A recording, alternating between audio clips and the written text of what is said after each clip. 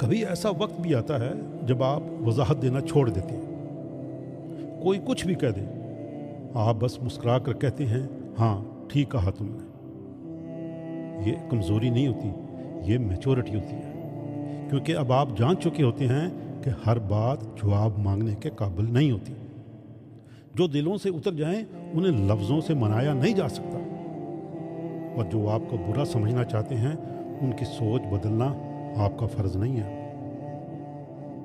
वो देखा है ना गाड़ी के पीछे भौंकता हुआ कुत्ता, वो ना तो गाड़ी छीन सकता है, ना उसमें वो बैठ सकता है, और ना ही वो उसे चला सकता है, बस शोर करता है, वो भी चंद कदमों तक।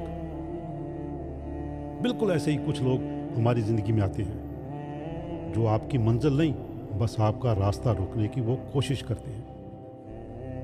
उन्हें नज़रअंदाज करके बस आप अपनी सिमत में चलते रहें। और हाँ, आपको तल्ख नहीं होना, बदला लेने वाला भी नहीं बनना, चालने चलने वाला भी नहीं बनना, गड्ढे खोदने वाला नहीं बनना।